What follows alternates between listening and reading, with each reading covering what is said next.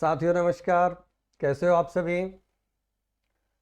भारतीय संविधान की विशेषताओं का जो हमारा टॉपिक चला हुआ है आरपीएससी सेकंड ग्रेड भर्ती के लिए, उसको लेकर मैं उपस्थित हो गया हूं। आशा करता हूं आप सभी ठीक ठाक होंगे। विभिन्न देशों के संविधान का प्रभाव आज हमारा टॉपिक है। भारतीय संविधान की विशेषताएं चली हुई है, जिसमें से 3 विशेषताएं हम पढ़ चुके हैं। आज ये चौथे नंबर की विशेषता को हम पढ़ते हैं, विभिन्न देशों के संविधान का प्रभाव। देखो, प्रारूप समिति का गठन हुआ था संविधान का निर्माण करने के लिए।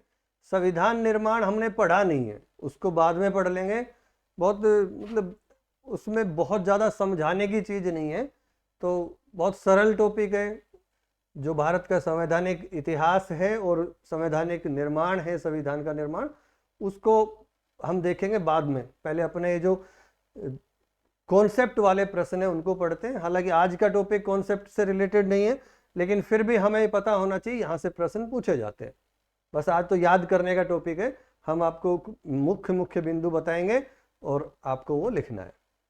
तो प्रारूप समिति ने लगभग 60 देशों के संविधान का अध्ययन किया। जो संविधान का निर्माण करने के लिए संविधान सभा बनाई गई थी, उसमें एक समिति बनाई गई थी, प्रारूप समिति, जिसके अध्यक्ष डॉक्टर भीमराव अंबेडकर थे। उस समिति ने या और जो सहयोग करने वाले थे, उन्होंने 60 देशों के संविधान का अध्ययन किया, 60, और उनमें जो भी प्रावधान अपने अनुकूल लगा उनको भारतीय संविधान में शामिल कर लिया। और उन देशों का प्रभाव, यानी उन देशों के संविधान का प्रभाव इसलिए हमारे देश के संविधान पर दिखाई देता है। और ऐसा भी नहीं है हमने बिल्कुल वैसे के वैसे अपना लिया। कोई कंडीशन, किसी अगर विशेषता को हमने अपनाया है और अगर वो हमारे देश के संविधान पर या हमारे देश की जनता पर वैसे के वैसे लागू नहीं हो रही, तो थोड़ा उसको फेरबदल करके भी हमने अपनाया है। बस अध्ययन किया, जहां से जो चीजें अच्छी लगी हमारे संविधान पे, हमारे देश की परिस्थितियों पे जो सूट किया, उसको अपना लिया। तो हमारा टॉपिक रहेगा भारत, ये सब लिख लीजिए, और आगे एक हेडिंग और डाली, भारत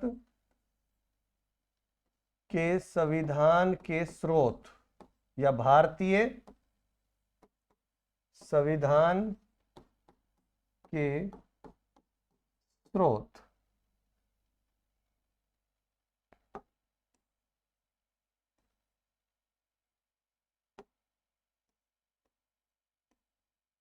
भारतीय संविधान के स्रोत, ये हम पढ़ेंगे। एक एक देश को लेंगे और उन देश के नाम के साथ साथ हम उनकी जो भी वहां से टॉपिक लिया गया उनको लिखते रहेंगे।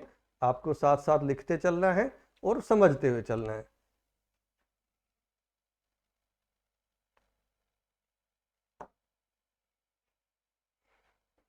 चलिए, सबसे पहले है नंबर 1, भारत शासन अधिनियम 1935। ये अधिनियम एक ऐसा अधिनियम था जो अपने आप में बहुत बड़ा था, और इस अधिनियम के बहुत सारे प्रावधानों को हमने अपने संविधान में अपनाया गया है। लगभग 240 प्रावधानों को इसमें से भारतीय संविधान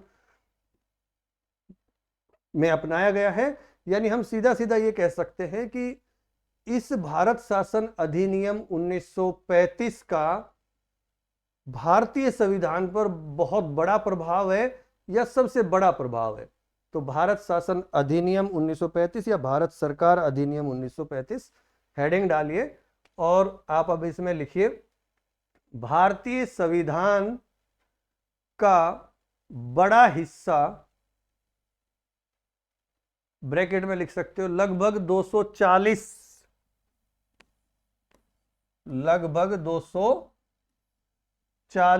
अनुच्छेद भारत शासन अधिनियम 1935 पर आधारित है, जिनमें से प्रमुख निम्नानुसार है या निम्न है। तो नंबर 1, सबसे पहला आप लिख सकते हो राज्यपाल का पद। राज्यपाल का पद हमने भारतीय शासन अधिनियम से ही लिया है। नंबर 1, राज्यपाल का कार्यालय कह सकते हैं।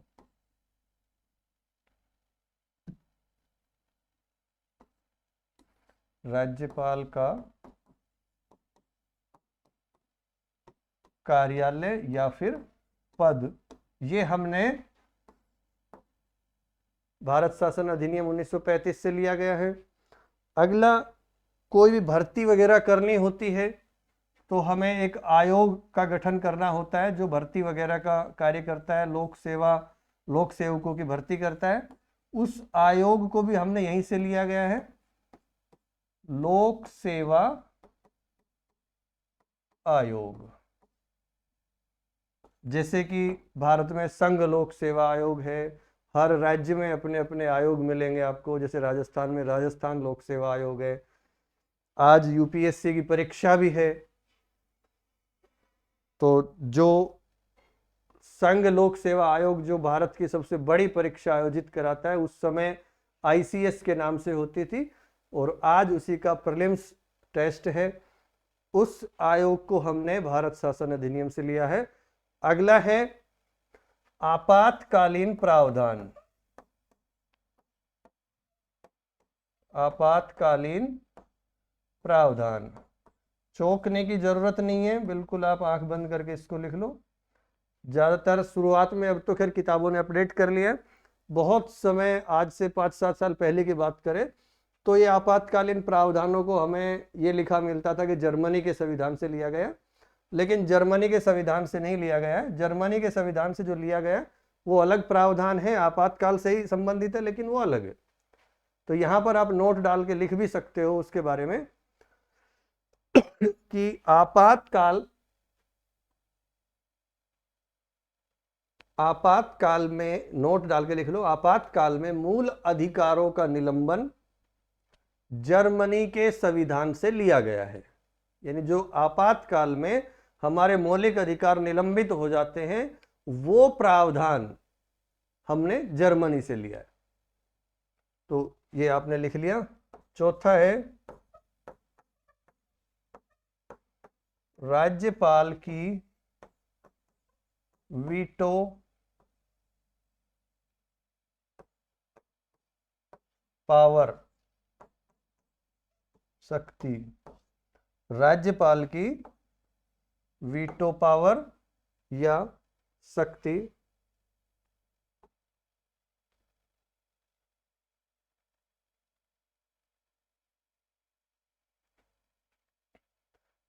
जब कोई भी अधिनियम का निर्माण किया जाता है तो उसको जब राज्य का विधानमंडल निर्माण करने के बाद राज्यपाल के पास उस अधिनियम को भेजा जाता है, तो अगर राज्यपाल उसको स्वीकृति दे देता है तो वो उस राज्य के लिए अधिनियम बन जाता है। लेकिन यहाँ पर राज्यपाल में कुछ वीटो पावर दी गई है, कुछ परिस्थितियों में वह उन विधेयकों को रोक सकता है या उन पर परिवर्तन के लिए सलाह दे सकता है या अपने पास ही पड़ा रहने दे सकता है, जो आगे पढ़ेंगे अपन। तो वो प्रावधान भी हमने यहीं से लिया गया है। अगला लिखो,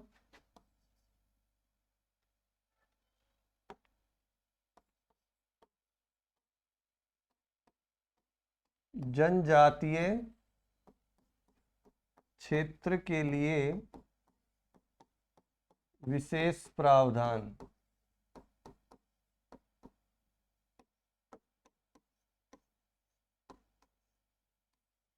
जनजातीय क्षेत्र के लिए विशेष प्रावधान वाला भी पार्ट हमने यहीं से लिया है। और एक और इसमें लिख लो, मुख्य यही है, इसको लिख लो या तो ये लिख लो, चलो, एकीकृत न्यायपालिका, या फिर कह सकते हैं इसको लिख लो आप, इसको ओब्लिक करके से लिख लो, न्यायपालिका का ढांचा।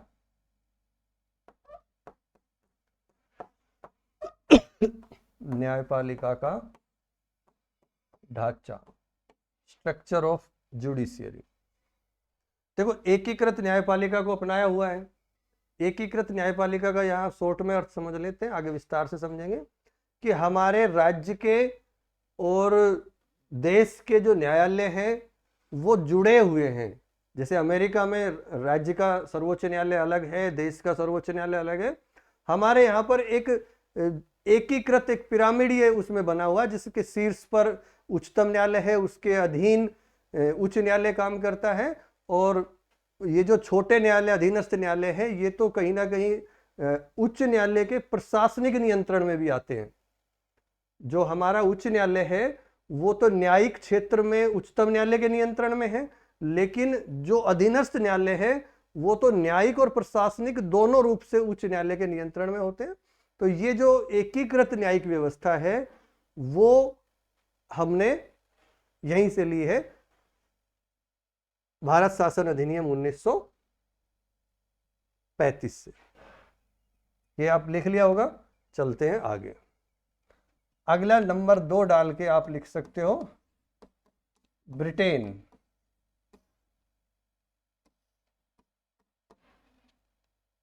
ब्रिटेन के संविधान से हमने क्या क्या लिया है?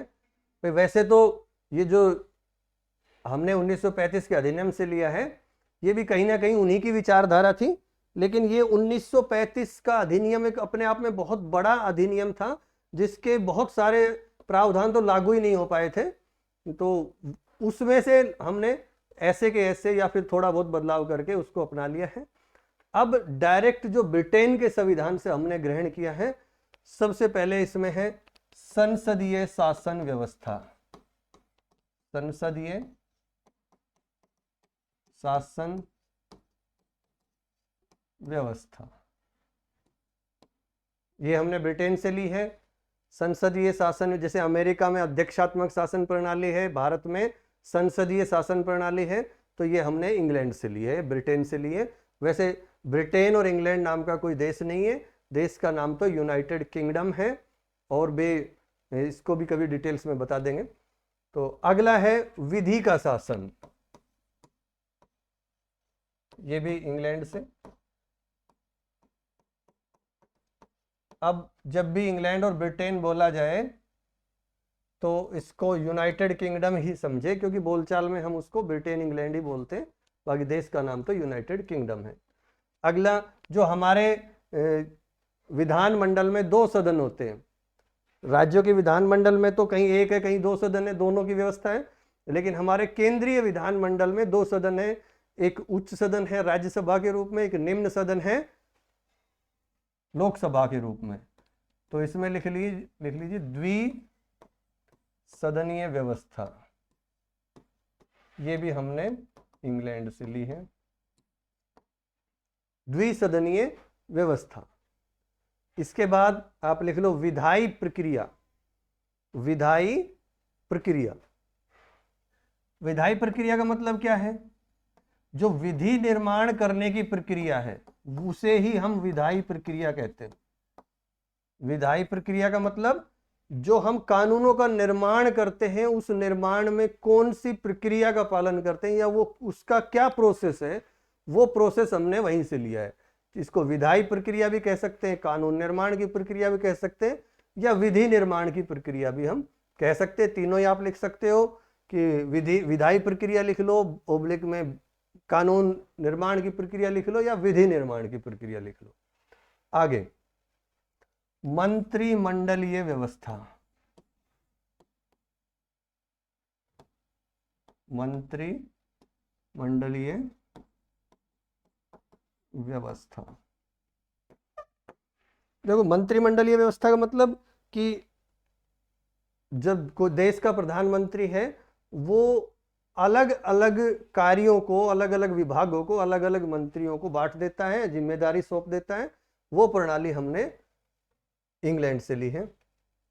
आगे है मंत्री परिषद का निम्न सदन के प्रति सामूहिक उत्तरदायित्व।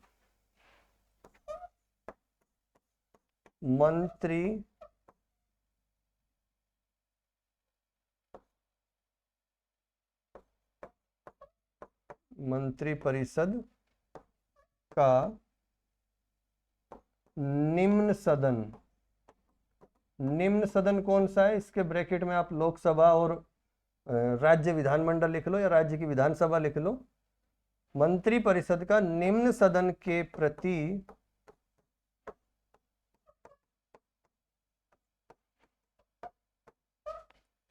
सामूहिक उत्तरदायित्व।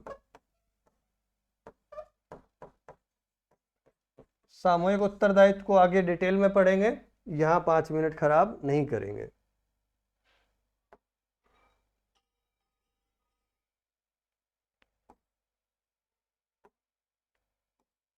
7 सामूहिक उत्तरदायित्व लिख लीजिए। उसके बाद आप लिखो संसद में जो सदस्यों के विशेष अधिकार होते हैं, तो वो ऐसे कैसे हमने वहां से ले रखे हैं।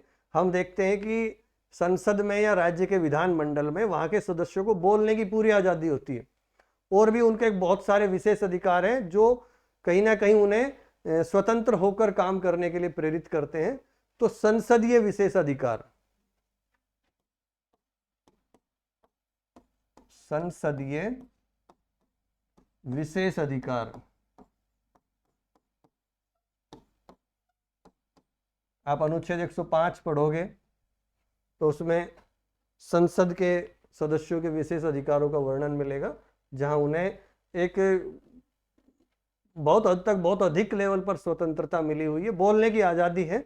हम देखते हैं कि वहां जब लोकसभा राज्यसभा चलती है तो कोई भी सदस्य निडर होकर कुछ भी बोलता है, चाहे वो वहां का प्रधानमंत्री हो, चाहे कोई सदन का कोई नेता हो, किसी को भी कुछ भी बोलता है। तो एक मर्यादा तो होती है, तो उसके लिए वहां लोकसभा अध्यक्ष को लगाया हुआ है, बाकी बोलने की पूरी आज़ादी है, कोई रोक टोक नहीं है। तो इसमें लिख लो कि संसदीय विशेष अधिकार तो लिख लिया, इसमें आप या तो ब्रैकेट में और लिख लो कि संसद और राज्य विधानमंडलों के सदस्यों के विशेष अधिकार।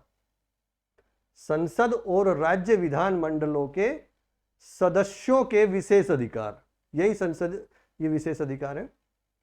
अब अगला लिख लो 8 नंबर,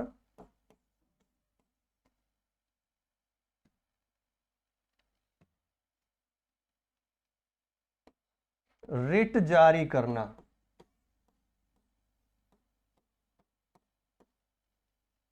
अनुच्छेद 32 है, अनुच्छेद 226 है, ये आप पढ़ोगे आगे, उसमें सारा डिटेल से पढ़ाएंगे जब हम सर्वोच्च न्यायालय और उच्च न्यायालय पढ़ेंगे। और 32 को तो हम मूल अधिकारों में ही पढ़ लेंगे, वहां पर इसको क्लियर कर लेंगे। अगला है CAG, नियंत्रक एवं महालेखा परीक्षक। तो जो ऑडिट विभाग है हमारा, जो पूरे देश में, इस पूरे देश की संस्थाओं पर इसका नियंत्रण रहता है, तो ये उनके सभी के अकाउंट्स को चेक करता है, खातों की जांच करता है। तो ये जो CAG है, ये हमने वहीं से लिए, ब्रिटेन के संविधान से। अब है एक है विधि के समक्ष समानता।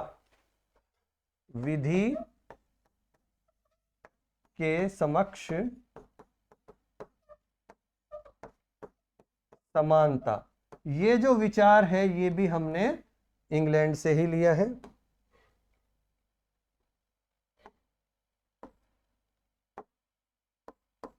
विधि के समक्ष समानता, ये हमने इंग्लैंड से लिया है। आगे है first past the post system.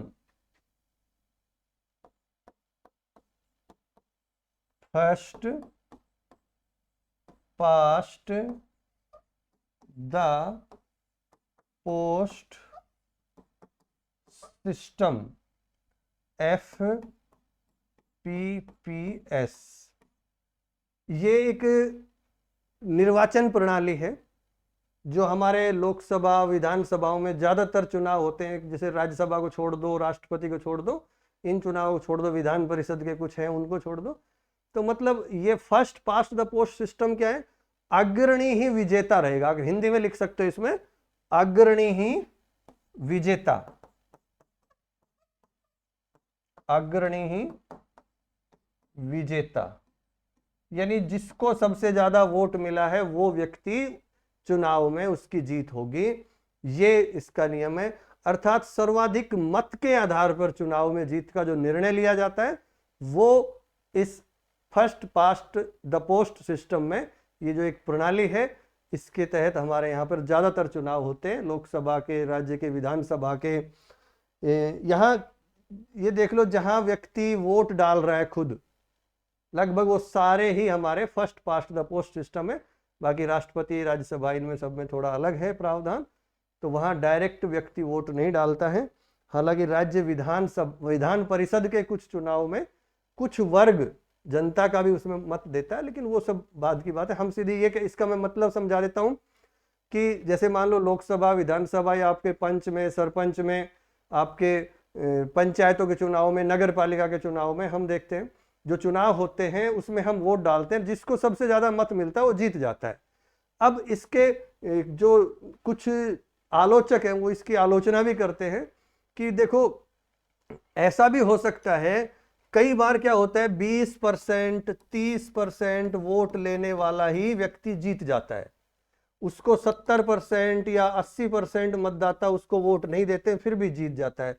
कारण उम्मीदवारों की संख्या 1 2 3 4 5 6 7 कुछ भी हो सकती है, ज्यादा सब ने वोट उठाए हैं, उनमें से किसी को एक को सबसे ज्यादा मान लो 20% ही वोट मिल गए, मान लो 40 ही मिल गए, तो वो व्यक्ति जीत जाएगा। अब नकारात्मक या फिर जो आलोचना करने वाले हैं उनका ये मत है कि अब ऐसी स्थिति में जो 20% वाला उम्मीदवार जीत गया तो 80% जनता का वो पसंद का उम्मीदवार नहीं है, क्योंकि 80% की जनता किसी और को पसंद कर रही थी। तो ये कहना है आलोचकों का, एक मत है। बाकी तो अब इतने बड़े देश में और कोई प्रणाली को लागू करना बहुत कठिन काम है, और विशेषकर जब देश आजाद हुआ था तब भारत में साक्षरता की बहुत बड़ी कमी थी, अब भी विकसित देशों की तुलना में काफी पीछे हैं। तो ये ही प्रणाली सूट करती है, तो इसको इसलिए यही हमने अपना रखा है। हालांकि राष्ट्रपति के चुनाव में हम देखते हैं 50% का एक निश्चित कोटा राष्ट्रपति को उम्मीदवार को लेना पड़ता है, तभी विजेता होता है। अगर 50% से कम मत मिलते हैं तो राष्ट्रपति बन ही नहीं सकता। हालांकि उसका प्रोसेस अलग है, फिर उसके कई प्रोसेसेस में दूसरी वरीयता के आधार पर भी चुनाव होता है, वो मतगणना होती है, वो एक अलग प्रोसेस है। तो ये जो FPPS है ये हमने कहां से लिए? इंग्लैंड से लिए। अगला लिख लो, विधायिका में अध्यक्ष की भूमिका। विधायिका में या विधानमंडल लिख लो, विधानमंडल में अध्यक्ष की भूमिका। देखो विधानमंडल या विधायिका, इसके नाम से ही पता चलता है कि ये क्या काम करता है। विधान मतलब कानून, विधि का निर्माण करने वाली संस्था विधानमंडल या विधायिका। तो इसमें जो अध्यक्ष की भूमिका है वो भी हमने इंग्लैंड के संविधान से ही ली है।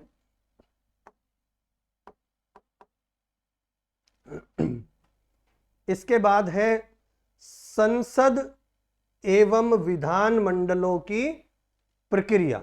संसद एवं विधान मंडलों की प्रक्रिया।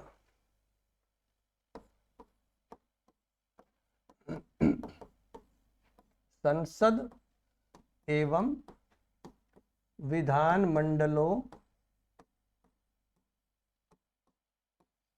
की प्रक्रिया। विधि निर्माण की प्रक्रिया कह लो या संसद एवं विधान मंडलों की प्रक्रिया कह लो, लगभग कह सकते, थोड़ा बहुत तकनीकी अंतर है, बाकी बहुत ज्यादा अंतर नहीं है। आगे लिख लो, राज्य अध्यक्ष अर्थात राष्ट्रपति का पद नाम मात्र या प्रतीकात्मक होना। हमारे जो राष्ट्रपति का पद है उसके पास वास्तविक शक्तियां नहीं है, वास्तविक शक्तियां प्रधानमंत्री के पास है। तो हम देखते हैं अमेरिका के राष्ट्रपति के पास सारी दोनों शक्तियां हैं, वही राज्य का अध्यक्ष भी है, वही सरकार का भी मुखिया है, लेकिन हमारे यहाँ पर अलग अलग है। तो आप इसमें लिख लीजिए कि राज्य अध्यक्ष अर्थात राज्य अध्यक्ष अर्थात राष्ट्रपति। राज्य अध्यक्ष कौन है? हमारे राष्ट्रपति हैं, अर्थात राष्ट्रपति का नाम मात्र या प्रतीकात्मक होना। राज्याध्यक्ष या अथवा राष्ट्रपति का नाम मात्र या प्रतीकात्मक होना। और एक और विशेषता रह गई है, वो विशेषता है महान्यायवादी का पद। तो ये हमने ब्रिटेन के संविधान से मोटे तौर पर हमने इनको वहां से ग्रहण किया है। महान्यायवादी का पद। देखो और भी कोई विशेषताएं हो सकती है, मुख्य हमने इसमें शामिल कर लिया है, लिखवा दिया है। ये हमारी विशेषताएं इसमें रही है। तो ये ब्रिटेन की है, आप इन सबको अच्छे से नोट कर लो। कोई रह गया है तो एक बार आप इसको देख लो। मैं दोबारा से इसको नीचे कर देता हूं।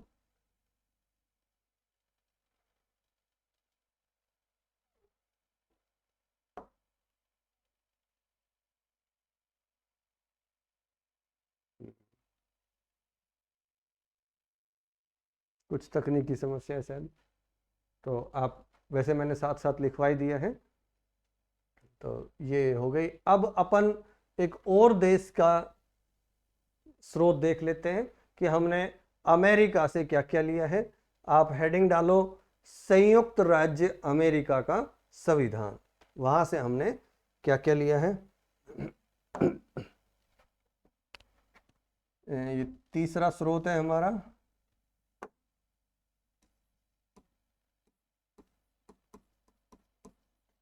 संयुक्त राज्य अमेरिका,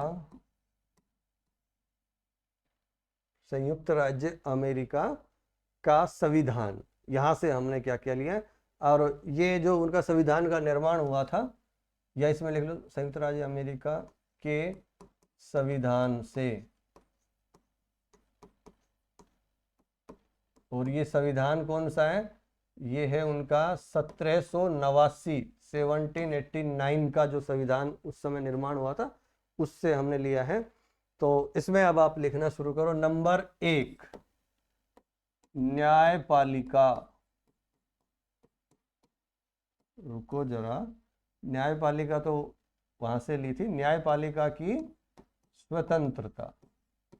न्यायपालिका लिखते ही आप चौंक गए होंगे, वो तो हमने ब्रिटेन, वो भारत शासन अधिनियम के वहां से लिया था। न्यायपालिका की स्वतंत्रता, या न्यायपालिका किसी के दबाव में नहीं है। हमने बहुत से मुद्दे पर देखा है कि न्यायपालिका और सरकार का कहीं ना कहीं कुछ ना कुछ बातों पे अनबन या फिर तालमेल नहीं बैठता है। तो ऐसी स्थिति में भी न्यायाधीश या न्यायपालिका का स्वतंत्रता पूर्वक काम करना, ये संविधान में लिखा हुआ है कि वो किसी के दबाव में नहीं रहेगी। तो न्यायपालिका स्वतंत्र होकर काम करेगी, तो कहीं ना कहीं वो संविधान की रक्षा भी करती है, और कोई भी गलत कानूनों का निर्माण होता है तो उसे रोकने का अधिकार भी उसको है। और नंबर 2 पर है मौलिक अधिकार।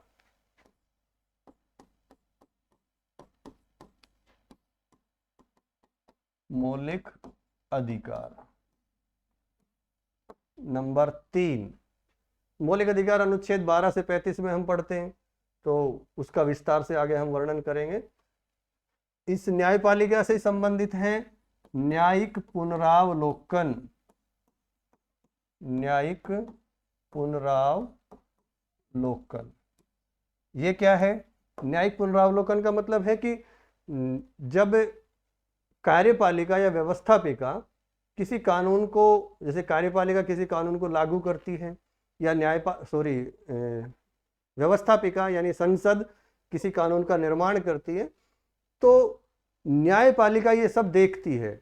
और अगर उसे लगता है कि कहीं ना कहीं इसमें संविधान का उल्लंघन हुआ है, या ये कहीं ना कहीं तर्कसंगत नहीं है, ठीक नहीं है, तो वो उस चीज पर रोक लगा सकती है, उनको लागू होने से मना कर सकती है।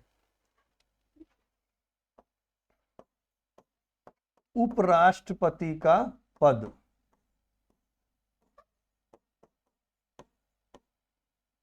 कुछ परिवर्तन के साथ हमने उपराष्ट्रपति के पद को अपनाया है। तो उपराष्ट्रपति का पद हमारे यहाँ पर राज्यसभा का पदेन सभापति होता है, तो ये पद हमने अमेरिका से लिया है। एक है राष्ट्रपति पर महाभियोग प्रक्रिया, महाभियोग प्रक्रिया, इम्पीचमेंट। इसको हमने अमेरिका के संविधान से ही लिया है। जो राष्ट्रपति को हटाने की प्रक्रिया है, जो कि एक बहुत कठिन प्रक्रिया है, उसको हमने अमेरिका के संविधान से लिया है। अब है उच्चतम न्यायालय और उच्च न्यायालय के न्यायाधीशों को हटाना। इसको मैं शॉर्ट में लिखता हूं, उच्चतम न्यायालय लिखने की जरूरत नहीं है। सुप्रीम कोर्ट व हाई कोर्ट के न्यायाधीशों को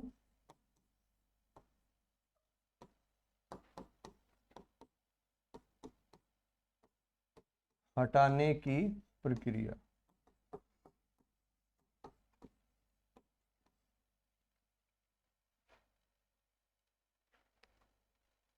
मैं पानी पी लेता हूं।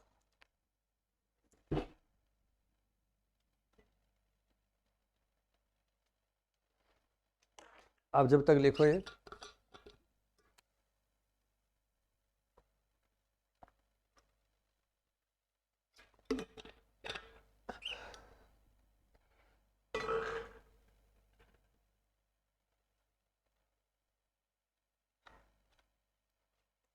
सुप्रीम कोर्ट व हाई कोर्ट के न्यायाधीशों को हटाने की प्रक्रिया, उनके पद से हटाने का भी जो प्रावधान है वो वहीं से लिया है।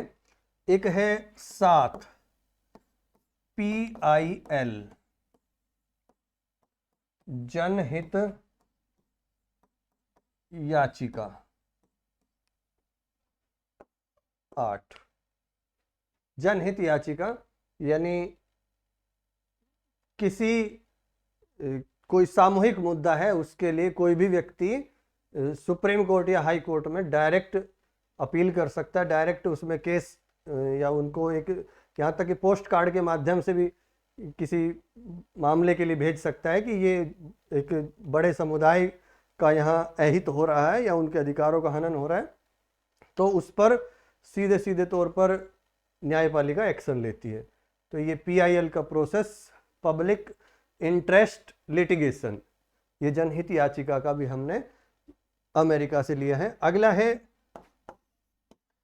देखो विधि का शासन हमने कहां से लिया था?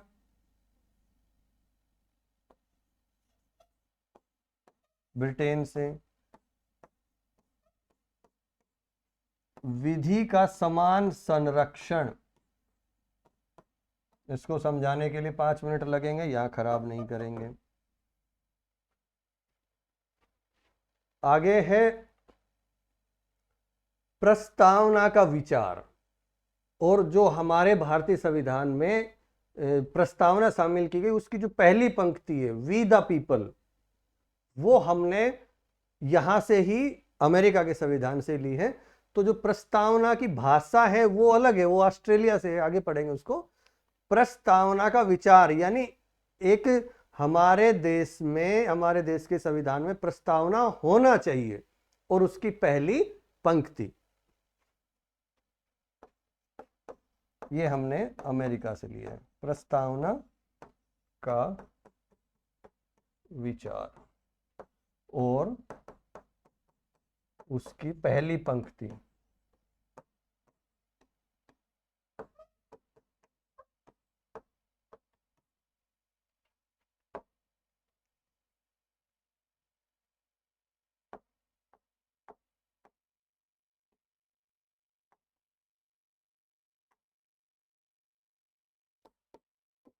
प्रस्तावना का विचार हो गया। कंफ्यूज क्रिएट मत करना, ऑस्ट्रेलिया का पढ़ाएंगे उसमें लिखेंगे इसमें। एक है वित्तीय आपातकाल, तो जो हमारे देश में प्रावधान है अनुच्छेद 360 में, वो अभी तक लागू तो नहीं हुआ, वो काम में नहीं आया, और काम में ना आए तो ही बढ़िया है, क्योंकि ये स्थिति होना, देश की वित्तीय साख खतरे में हो जाती है। तो ऐसा भगवान ना करे कभी भी ऐसी स्थिति आए। तो वित्तीय आपातकाल ये हमने अमेरिका के संविधान से लिया है।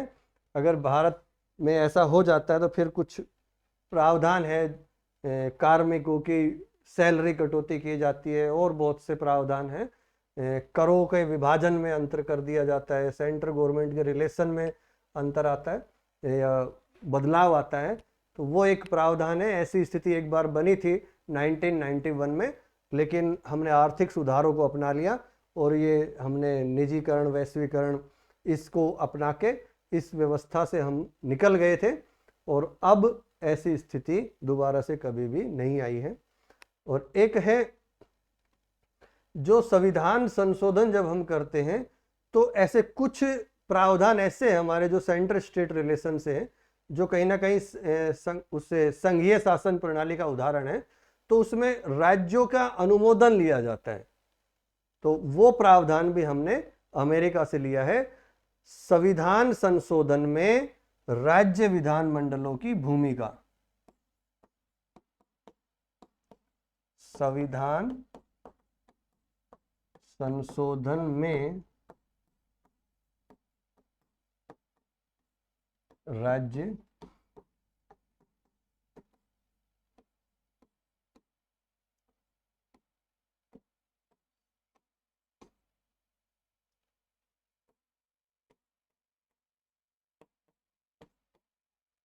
संविधान संशोधन में राज्य विधान मंडलों की भूमिका, या फिर भूमिका की जगह ये लिख सकते हैं कि राज्य विधान मंडलों द्वारा अनुमोदन का प्रावधान, ऐसा भी कर सकते हैं।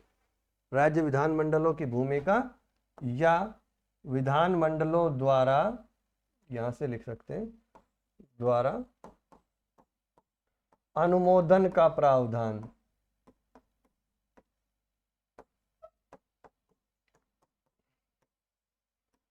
आगे चलते हुए सारी चीजें क्लियर हो जाएगी कि कुछ ऐसे संविधान संशोधन होते हैं जो जिनका संबंध राज्यों से भी होता है, और जब ऐसा कोई भी प्रावधान आता है, ऐसे प्रावधान लगभग हम देखते हैं वही आते हैं जो संघीय शासन प्रणाली से जुड़े हुए हैं, केंद्र राज्य संबंधों से जुड़े हुए हैं।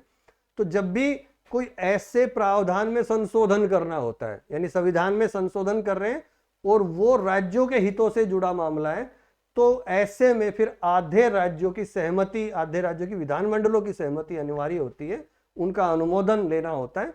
तो ये व्यवस्था भी हमने अमेरिका से ली है। अब हम अगला देश लेते हैं, 4 नंबर, कनाडा।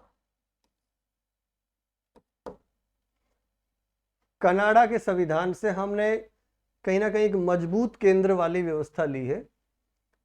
हम देखें जो संघीय शासन व्यवस्था है, जो संघात्मक शासन प्रणाली है, शुरुआत में हमने जो फेडरल सिस्टम होता है उसको अपना लिया था, लेकिन बाद में जब ये संविधान का निर्माण हो रहा था उसी समय भारत और पाकिस्तान के कहीं एक युद्ध हो गया था 1948 में ही, दंगे वगैरह, उन सब से निपटने के लिए उसी समय ये फिर वो फेडरल सिस्टम को कैंसिल करके यूनियन शब्द को हमने लिया। तो कनाडा के संविधान को हमने अपनाया है, जिसमें एक जो हमारा संघ है यानी केंद्र सरकार है वो मजबूत स्थिति में रहे, उसके पास विशेष शक्तियां आ जाए, ऐसी शक्तियों को हमने अपनाया है। तो उसमें सबसे पहला है सशक्त केंद्र के साथ संघीय शासन व्यवस्था।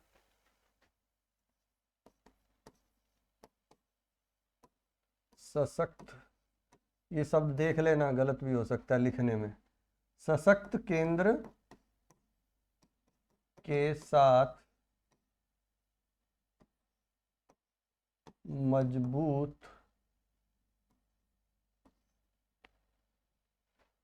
शासन व्यवस्था।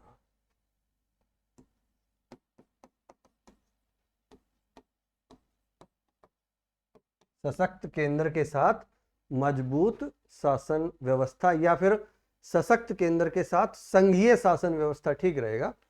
मजबूत की जगह ये तो गलती लिखवा दिया था, मजबूत आना ही नहीं चाहिए था, मजबूत केंद्र होना चाहिए था।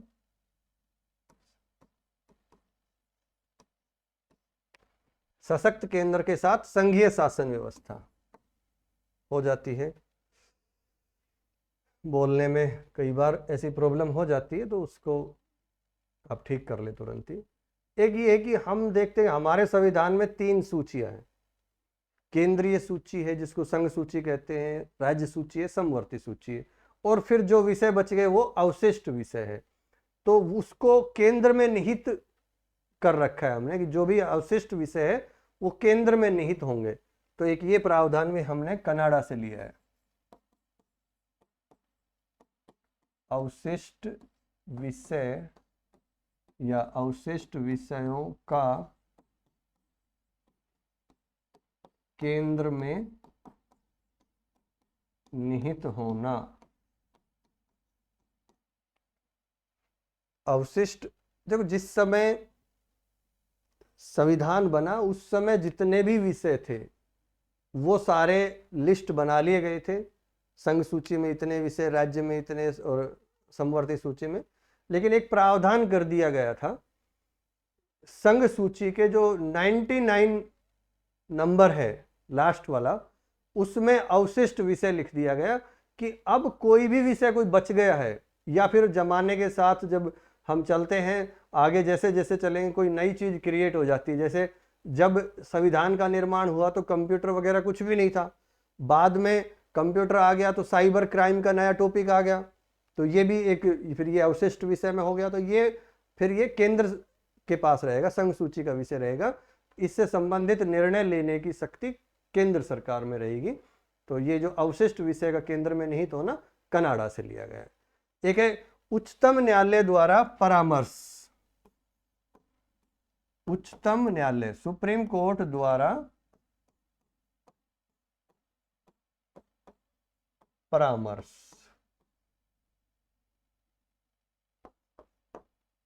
सुप्रीम कोर्ट द्वारा परामर्श देना, ये किसको देना कि जब भी हमारी सरकार को किसी मुद्दे पर किसी राय की जरूरत होती है तो राष्ट्रपति सुप्रीम कोर्ट से सलाह मांग सकता है। हालांकि उसमें कुछ प्रावधान है तो वो आगे ही पढ़ेंगे। तो ये शक्ति भी हमने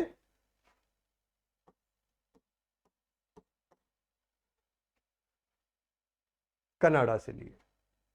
अगला है जो राज्यपाल की नियुक्ति होती है। राज्यपाल का पद देखा था हमने, राज्यपाल का कार्यालय या पद, तो वो तो भारत शासन अधिनियम 1935 से लिया गया था। लेकिन राज्यपाल की नियुक्ति का जो प्रावधान है, अब कौन करता है नियुक्ति? केंद्र के द्वारा राज्य के राज्यपालों की नियुक्ति होती है। तो वो प्रावधान भी कनाडा का है, और ये कहीं ना कहीं केंद्र सरकार को मजबूत बनाने वाली चीज है।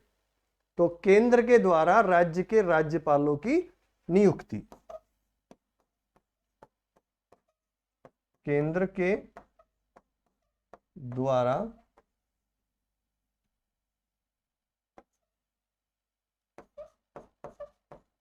राज्य के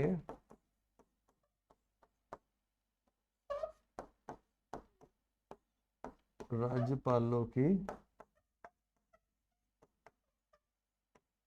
नियुक्ति। एक बहुत बड़ा रोल है। हम देखते हैं कई बार इसका दुरुपयोग भी खूब होता है।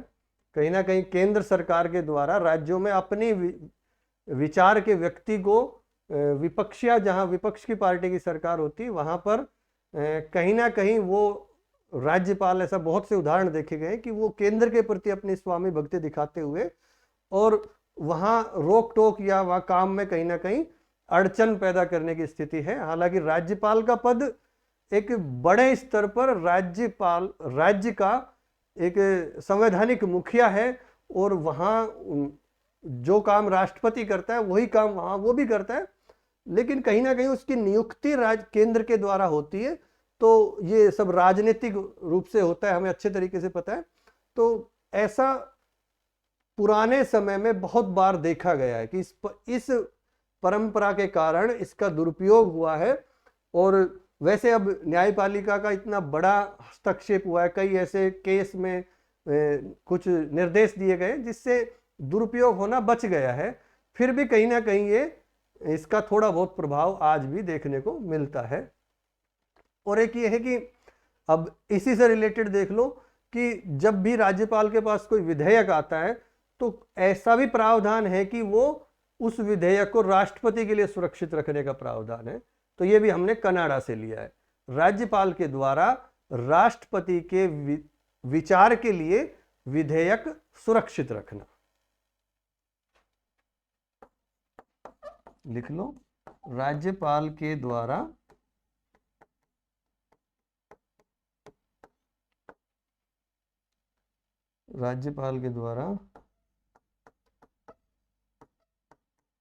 राष्ट्रपति के लिए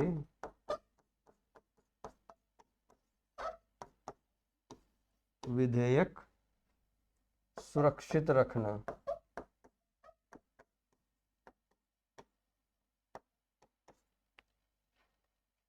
ये हमारा कनाडा का प्रभाव था, कनाडा के संविधान का हमारे संविधान पर प्रभाव था। अब इसको आप एक बार लिख लो, उसके बाद आयरलैंड का संविधान पढ़ेंगे। कोई रह रहा हो तो आप वीडियो को वापस करके देख लीजिए। ये कौन सा देश है? 5वां देश होगा आयरलैंड का संविधान।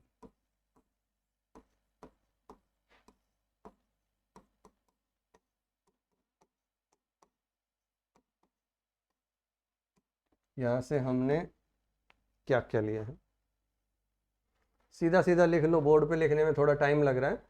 ये आयरलैंड का संविधान जो 1937 में बना था, हमने वहां से ये प्रावधान लिए गए हैं 1937 के संविधान से। तो एक तो सीधा सीधा डीपीएसपी का जो प्रावधान है, राज्य के नीति निर्देशक तत्व, directive principles of state policy, ये है। एक है राज्यसभा में सदस्यों का मनोनयन, जो राज्यसभा में राष्ट्रपति के द्वारा 12 सदस्य मनोनीत किए जाते हैं, वो प्रावधान आयरलैंड के संविधान से लिया है।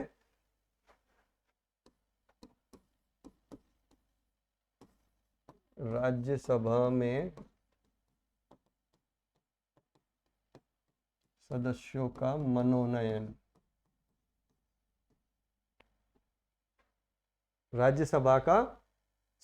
राज्यसभा में सदस्यों का मनोनयन। और एक है राष्ट्रपति का निर्वाचक मंडल और राष्ट्रपति की निर्वाचन पद्धति।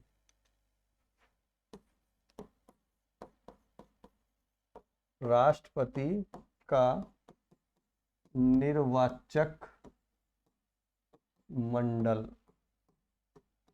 तथा पद्धति या प्रक्रिया, आप ये ध्यान रखना। राष्ट्रपति के निर्वाचक मंडल का मतलब क्या है? जो वे सदस्य, उन सदस्यों का समूह जो राष्ट्रपति के चुनाव में वोट डालते हैं, जो मतदाता का कार्य करते हैं, जो कि संसद के और राज्य विधानमंडलों के वो निर्वाचित सदस्य होते हैं। संसद, लोकसभा और राज्यसभा के और राज्यों की विधानसभाओं के जो भी है, वो जो निर्वाचित सदस्यों का समूह है, वो समूह यानी वो निर्वाचन करने की प्रक्रिया वो हमने आयरलैंड के संविधान से ली है। अब है दक्षिण अफ्रीका का संविधान।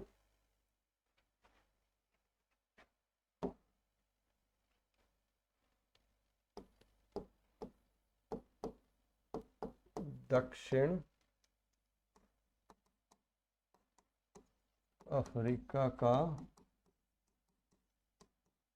संविधान। एक तो सीधा सीधा संशोधन की प्रक्रिया सबको याद होगी।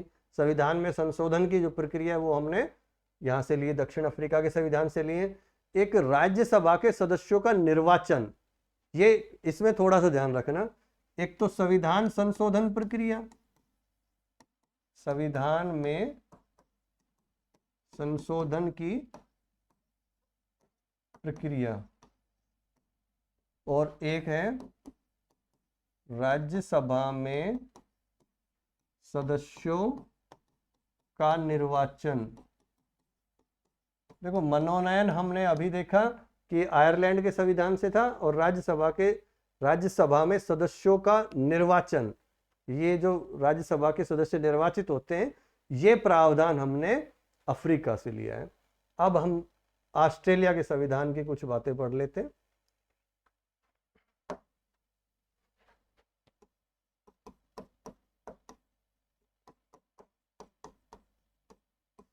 ऑस्ट्रेलिया, ऑस्ट्रेलिया के संविधान से क्या क्या लिया है?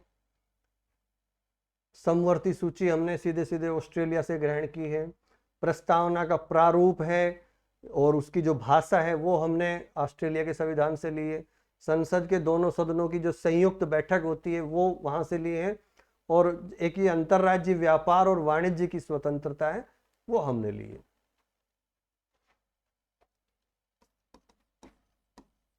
समवर्ती सूची का प्रावधान, प्रस्तावना की भाषा, समवर्ती सूची और प्रस्तावना की भाषा, प्रस्तावना सॉरी प्रारूप भी है और भाषा, दोनों चीजें हैं। तो जो अमेरिका से हमने लिया था वो था संविधान में जो हम वो एक प्रस्तावना का विचार, यानी संविधान में प्रस्तावना होनी चाहिए। जब भी देखो एक चीज का ध्यान रखना कि ये कैसे याद रहेंगे। तो जब हमने अमेरिका पढ़ा था, अब जब इसका रिवीजन करोगे तो वहां पर ही जो ऑस्ट्रेलिया का जो ये प्रावधान है प्रस्तावना वाला, वो वहीं उसके ब्रैकेट में कहीं लिख लेना। और जब ऑस्ट्रेलिया पढ़ोगे तो वहां पर ही अमेरिका लिख लेना, अमेरिका वाला प्रावधान लिख लेना। दोनों को साथ साथ लिखेंगे तो फिर जब उसका रिवीजन होगा तो दोनों चीज एक साथ हमारे सामने आएगी, तो अच्छे से वो ध्यान रहेगा। तो प्रस्तावना का प्रारूप और भाषा, प्रस्तावना का प्रारूप एवं भाषा। और देखो यहां ऐसा प्रश्न बहुत बार आया, ये जो प्रस्तावना का, और उस समय केवल ऑस्ट्रेलिया से संबंधित ही प्रश्न पूछा जाता। जैसे जैसे सभी ये जो हमारा कंपटीशन बढ़ रहा है तो वैसे वैसे अब संविधान को हम या किसी भी टॉपिक को बहुत अच्छे से पढ़ना पड़ रहा है, बहुत डिटेल में पढ़ना पड़ रहा है। तो वहीं प्रश्न गलत होने की संभावना हो जाती है। तो जो भी ऐसे सेम सेम, जैसे कि अभी ये हमने देखा राज्यसभा के सदस्यों का निर्वाचन है ये और मनोनयन है, ऐसे उसमें कंफ्यूज मत होना। और अगला तीसरा लिख लो आप, संसद के दोनों सदनों की संयुक्त बैठक। जब भी हम देखते हैं साधारण विधेयक के मामले में संसद के दोनों सदनों की संयुक्त बैठक, जब किसी भी साधारण विधेयक के मुद्दे पर संसद के दोनों सदनों में कोई तालमेल नहीं होता, या जैसे एक सदन ने कोई प्रस्ताव बना के भेज दिया दूसरे सदन में, दूसरा सदन उससे सहमत नहीं है, तो ऐसी स्थिति में संयुक्त बैठक का प्रावधान है और उस संयुक्त बैठक में निर्णय लिया जाता है। तो वो प्रावधान हमने ऑस्ट्रेलिया से लिया है। एक है अंतरराज्यीय व्यापार और वाणिज्य की स्वतंत्रता।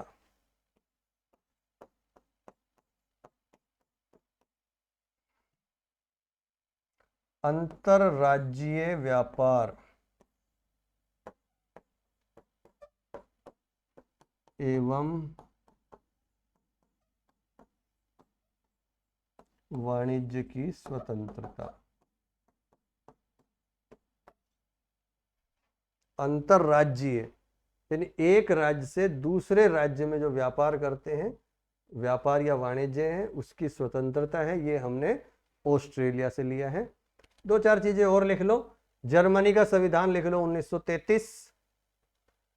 इसमें एक ही प्रावधान है, आपातकाल में मूल अधिकारों का निलंबन। वैसे बोर्ड पे नहीं लिखेंगे, आप सीधा लिख लो। जर्मनी का संविधान 1933 और उसमें एक ही प्रावधान है, वहां से हमने लिया है आपातकाल में मूल अधिकारों का निलंबन। आगे फ्रांस का संविधान, फ्रांस के संविधान में जरूर लिख लेना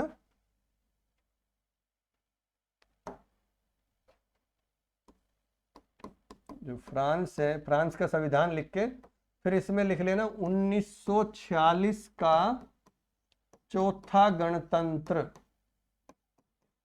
वर्तमान में वहां पर 5वां गणतंत्र चल रहा है। इसके बारे में कभी टाइम मिलेगा तो डिस्कस करेंगे। चौथा गणतंत्र, इसमें लिख लो, एक तो गणतंत्रात्मक व्यवस्था ही हमने वहां से लिए, फ्रांस से लिए। नंबर 1 गणतंत्रात्मक व्यवस्था, और नंबर 2 लिख लो, जो हमारे प्रस्तावना में जो शब्द है ना, स्वतंत्रता, समानता, बंधुत्व, ये भी हमने वहीं से लिए। तो इसमें लिख लो स्वतंत्रता, समानता और बंधुत्व के आदर्श। उसके बाद सोवियत संघ लिख लो,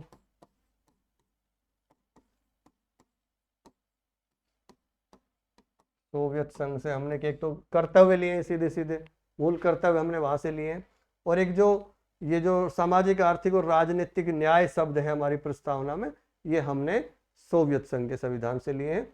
सोवियत संघ का संविधान ये था 1936 का संविधान, वहां से हमने इसको लिया है।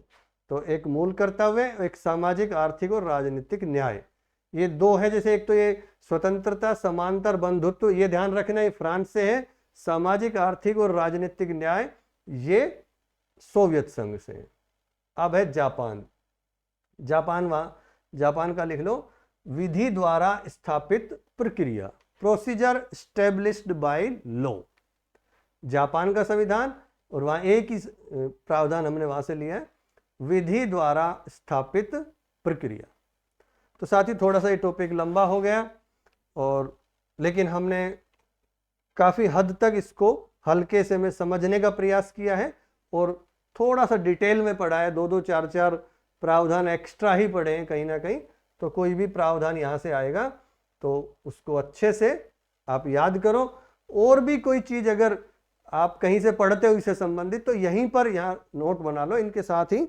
और नोट्स बनाने का तरीका मैंने बता ही दिया था कैसे कैसे करना है। तो आज के लिए इतना ही, धन्यवाद।